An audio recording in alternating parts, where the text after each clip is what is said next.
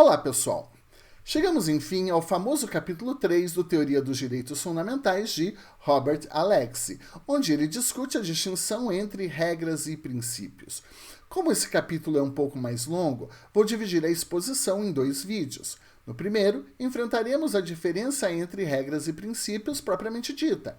E no segundo, passaremos pela discussão dos 3 modelos de abordagem e pela diferença entre teoria dos princípios e teoria dos valores. Espere um segundinho que já vamos começar o nosso programa. De acordo com Alexy, a distinção entre regras e princípios é de extrema relevância.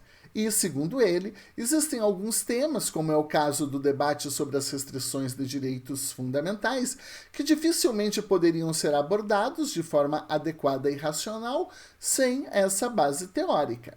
A ideia central e, na verdade, inicial da sua discussão é que tanto regras como princípios são espécies de normas. Lembram disso? Está no vídeo anterior, onde estudamos o capítulo 2. Isso significa dizer que princípios, assim como regras, expressam funtores deonticos, são enunciados performativos. E já abro aqui, então, um primeiro parênteses explicativo. O reconhecimento de que princípios são espécies de norma implica já na superação daquelas concepções mais conservadoras que defendiam que princípios não são vinculantes, que só podem ser aplicados mediante intermediação legislativa ou que não passam de meras recomendações ao legislador. Fecha parênteses. Tá, já sabemos que regras e princípios são espécies de norma. Então são iguais? Não. Para Alexy, regras e princípios expressam tipos diferentes de norma, sendo que essa diferença não é meramente quantitativa. Traduzindo, as discussões sobre as diferenças entre regras e princípios não são discussões recentes. Boa parte das teorias existentes tentam sustentar que essa diferenciação ela é de grau, ela é de quantidade. Por exemplo, quando lemos que ninguém será submetido à tortura ou que a dignidade humana é fundamento da República Federativa do Brasil, percebemos que essas normas expressam tipos diferentes de regulamentação. Elas expressam normatividades diferentes. Para as teorias que adotam o modelo quantitativo, a diferença então seria a seguinte: a dignidade humana, como fundamento da República, é uma norma-princípio, pois é mais abstrata, veja, dignidade humana, do que a vedação de tortura, que, portanto, seria uma norma-regra, pois é mais concreta que a dignidade humana. A dignidade humana, como fundamento, é princípio, pois, evidentemente, possui uma carga axiológica muito maior, ou seja, uma carga valorativa mais elevada que a proibição da tortura. Ou ainda, dignidade humana é norma mais indeterminada do que aquela que veda a tortura. E, portanto, por conta de uma indeterminação maior, ela é um princípio. Enquanto a vedação da tortura, que é menos indeterminada do que a dignidade, seria uma regra. Muito bem. Para Alexy, tais distinções não servem para muita coisa. Não possuem utilidade prática. Afinal, são distinções metafísicas. Deixando claro que Alexy não chega a usar essa expressão. Não existe uma régua, uma medida para podermos determinar mais abstrato ou menos abstrato, mais genérico ou menos genérico, e também se é mais genérico ou menos genérico, mais abstrato e menos abstrato, em relação a quê? Ainda que existisse essa régua, não teríamos como saber qual seria a medida do corte. Ou seja, a partir do nível de abstratalidade 6 ou a partir do nível de abstratalidade 7, princípio. Abaixo do nível de abstratalidade 6, seria a regra. Como percebem, então, na prática, utilização desses critérios quantitativos permitiria que falássemos qualquer coisa sobre regra e princípio. Cairíamos no subjetivismo. Basta lembrar que, com base nos critérios quantitativos, há uma enormidade de autores que afirmam que a legalidade é uma regra e outra enormidade de autores defende que a legalidade é um princípio. Os critérios quantitativos, bem porque não são claros, permitem que você defenda qualquer tese de acordo com as suas conveniências. E claro que isso não se coaduna com as exigências de racionalidade do direito. Por essa razão, Alex sustenta que a distinção entre regras e princípios é de natureza substancial. Ela é qualitativa, em outras palavras, e usando aqui então uma expressão mais filosófica, essa distinção seria uma distinção ontológica.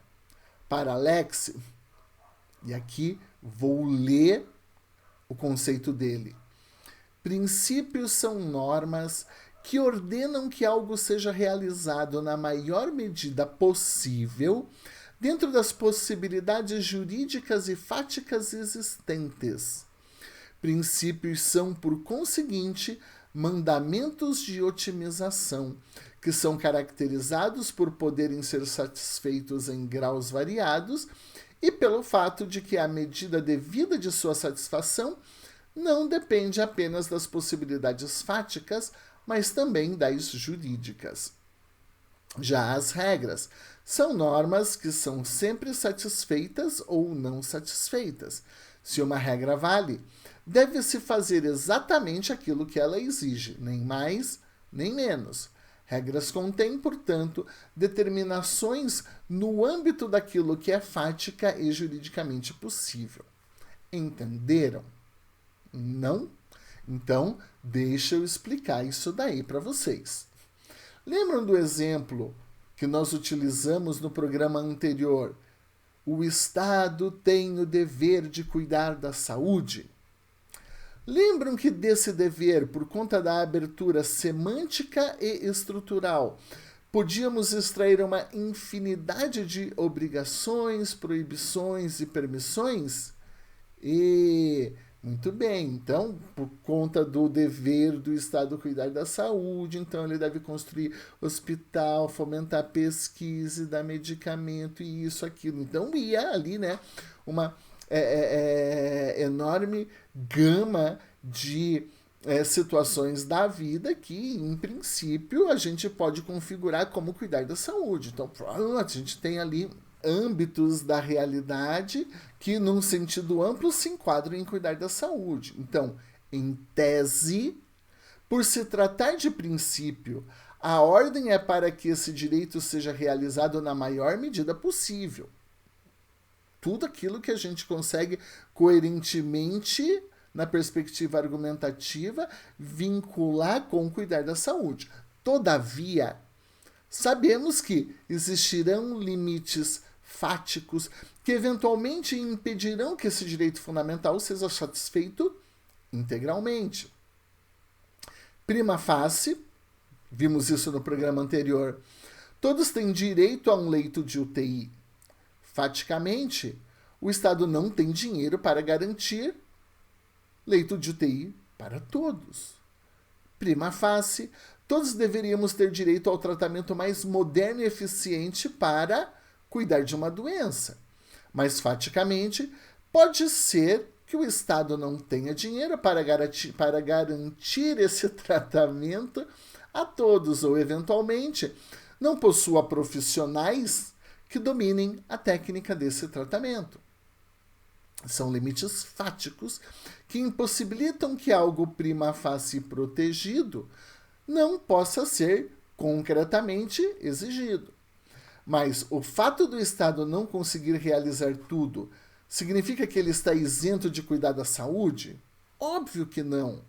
Ele deve realizar a saúde da melhor forma possível, da forma ótima, de acordo com as suas possibilidades fáticas. E não só condicionantes fáticos e não só possibilidades fáticas. Nós vimos lá no conceito. Condicionantes jurídicos também podem afetar a realização do direito prima facie protegido. E eu tinha comentado isso no programa anterior. Fumar maconha é uma excelente prática para cuidar da pressão arterial e assim para cuidar da saúde. Todavia, isso é proibido no Brasil. O Estado até pode ter dinheiro para construir um hospital novo, mas este investimento, se ele não estiver previsto na lei orçamentária, ele não pode ser feito. Tal gasto poderá ser considerado ilícito. Vejam, no caso da maconha, ela se enquadra no cuidar da saúde, mas existe um limite, uma impossibilidade jurídica do Estado prestar isso, porque é ilegal. É um condicionante jurídico.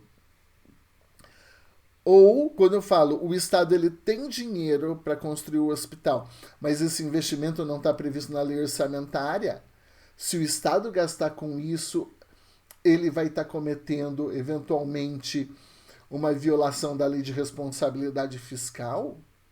Ele vai estar cometendo um ato ilícito? O problema, então, aqui não é de ordem fática, ele é de ordem jurídica para a realização do direito de forma integral. Outro exemplo. A liberdade de manifestação me garante, prima facie, o direito de fazer protesto nas ruas. Todavia, se esse protesto for ocorrer em um lugar que é próximo de um hospital, encontraríamos aí uma limitação jurídica para a realização desse ato. Em suma, gente, os princípios ordenam que algo seja realizado na maior medida possível, de acordo com as possibilidades fáticas e jurídicas que se descortinam em uma situação concreta. O mesmo não acontece com as regras.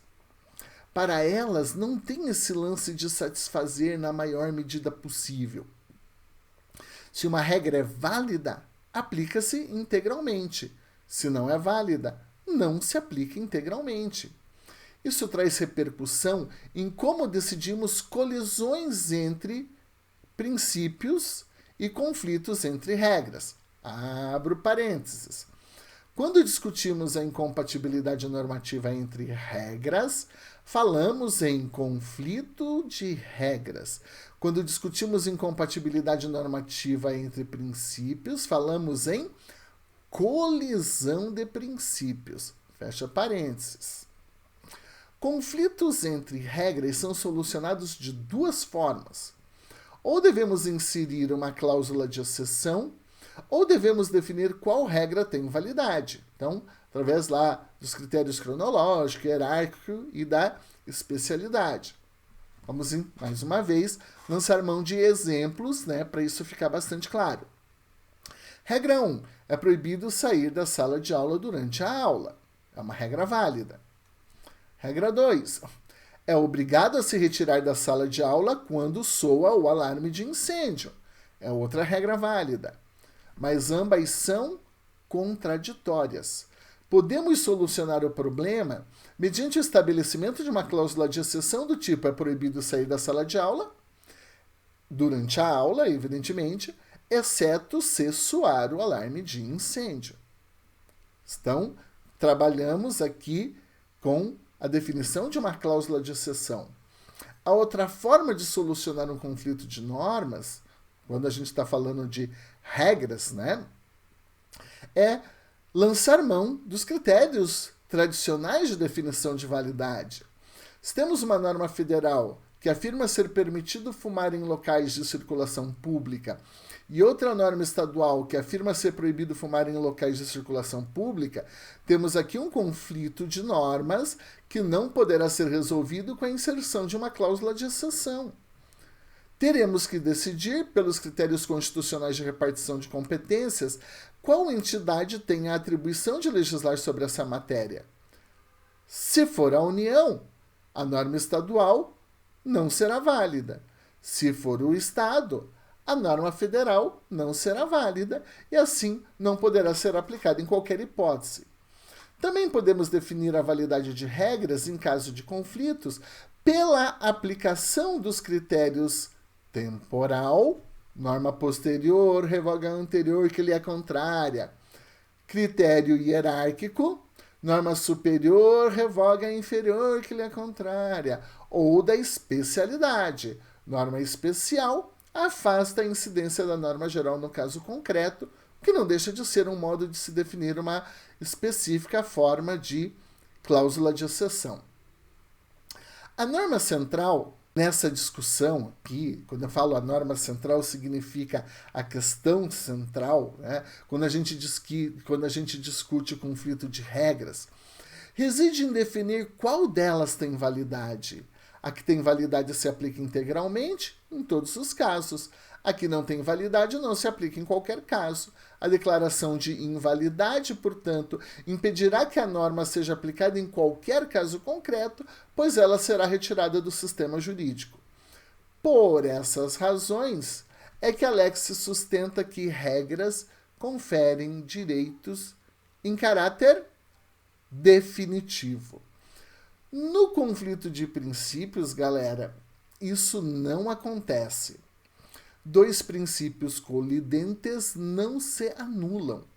Eles não respondem a uma lógica de validade, mas sim a uma lógica de peso. Se dois princípios colidem, um deles terá que ceder no caso concreto. Isso não implica dizer que o princípio afastado deva ser declarado inválido, nem que nele deverá ser introduzida uma cláusula de exceção. O que ocorre é que um dos princípios terá precedência em face de outro sob determinadas condições. Vamos entender isso, então, com exemplos do próprio Alex, para a gente não ficar fugindo, então, muito do autor. Há, na Constituição alemã, um princípio que impõe o dever estatal de garantir uma aplicação adequada do direito penal, o que implica em realizar audiências para ouvir os acusados. Parece óbvio, né? Para você aplicar de forma adequada o direito penal, você tem que realizar audiência, ouvir acusado, ouvir acusação e tudo mais. Há outro princípio que protege a saúde dos cidadãos. Ora, o Tribunal Constitucional Alemão teve que enfrentar um caso em que o cidadão se negava a participar de uma audiência, pois corria risco iminente de sofrer grave derrame cerebral ou infarto. Há uma evidente tensão entre princípios. Realizar a audiência, naquele caso, significaria negar o cuidado à saúde gravemente comprometida. Ou, para proteger a saúde, isso implicaria em não realizar a audiência. Como que a gente resolve, então, isso daí? O tribunal, nesse caso, solucionou atribuindo pesos concretos diferentes aos princípios.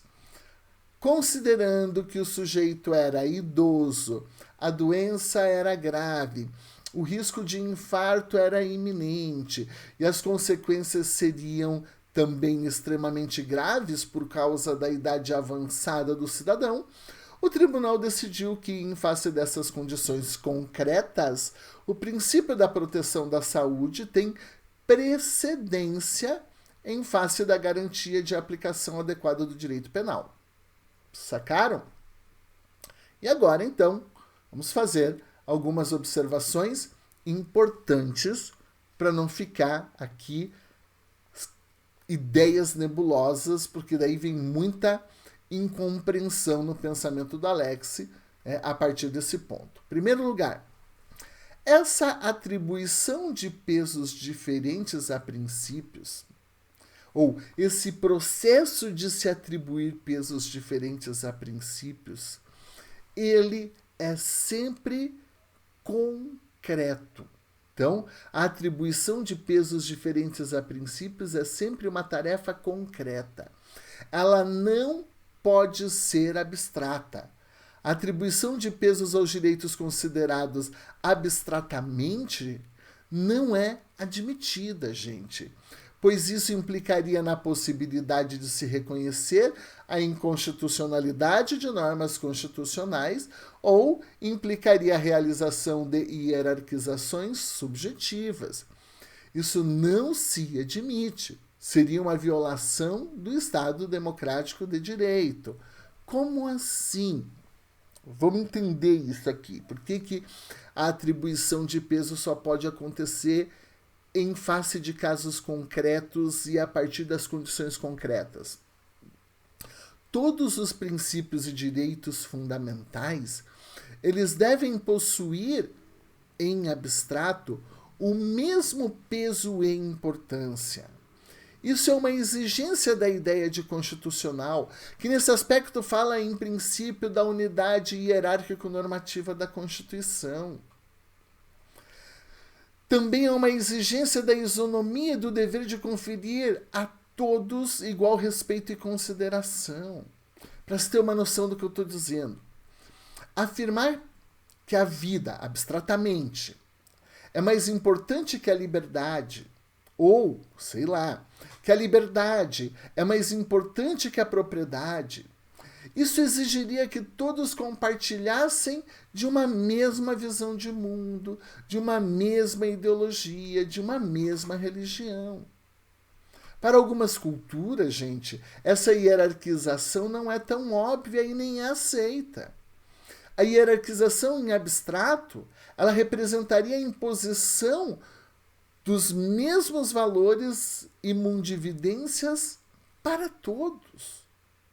Nós negaríamos a possibilidade do pluralismo, de mundividências diferentes. Além disso, se reconhecermos que abstratamente a liberdade é mais importante que a propriedade, né? O exemplo que eu citei, criando uma hierarquização abstrata, nós teríamos que afirmar que as penas restritivas de liberdade, então, são inconstitucionais. O que o sopesamento propõe, então, é a atribuição de pesos aos princípios em face de condições concretas e válidas apenas nessas condições. É isso. Não é sem razão que o Tribunal Constitucional Alemão diz que não existe, repito, não existe uma tábua hierárquica objetiva de valores. Em que a gente, uma tábua hierárquica objetiva de valores. Não existe uma hierarquia prévia entre os valores constitucionais. E, muito bem, o que existe é unidade. Quando se estabelece, outra ideia agora, uma relação de precedência também, o direito à saúde tem precedência em relação à tutela do direito penal, tutela adequada do direito penal. Então, quando se estabelece uma relação de precedência, ela também não é absoluta, bem por conta disso. No caso da audiência, julgado pelo Tribunal Constitucional Alemão, em face daquelas condições concretas, decidiu-se que a saúde teria precedência. Isso não significa que sempre que o princípio de proteção da saúde colidir com o princípio da aplicação adequada do direito penal, a saúde vai ganhar. Neca, neca. Se, por exemplo, as condições forem diferentes, a resposta poderá ser diferente. Vamos imaginar, se a doença do sujeito não fosse grave, se o acusado não tivesse idade avançada, se o risco de infarto não fosse iminente, a resposta certamente poderia ser outra. O peso concreto dos direitos seria outro. Bem por isso é que Alex fala em precedência condicionada. A saúde terá precedência naquele contexto de condições fáticas e jurídicas. Como vimos, a resposta a uma colisão de princípios gera um precedente, que é o precedente condicionado. E esse precedente condicionado, Alex chama de lei de colisão. Notem bem, a lei de colisão não é o modo, o procedimento como se resolve a colisão, como eu já ouvi alguns falarem por aí. Não é o processo de atribuição de pesos. A lei de colisão não é o como que a gente vai resolver a colisão. A lei de colisão é o próprio precedente condicionado. A lei de colisão é a resposta final ao caso concreto, em que a gente vai dizer que o direito tal tem preferência em relação ao Y dentro das condições A, B e C. Isso é a lei de colisão. E super, hiper, mega, boga importante.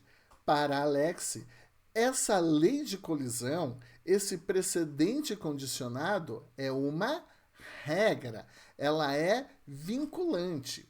Isso significa que todas as vezes que tivermos uma colisão entre saúde e aplicação adequada do direito penal e o sujeito for idoso, o risco de infarto for iminente, as consequências potencialmente irreversíveis, a proteção da saúde terá precedência, pois as condições fáticas e jurídicas são as mesmas.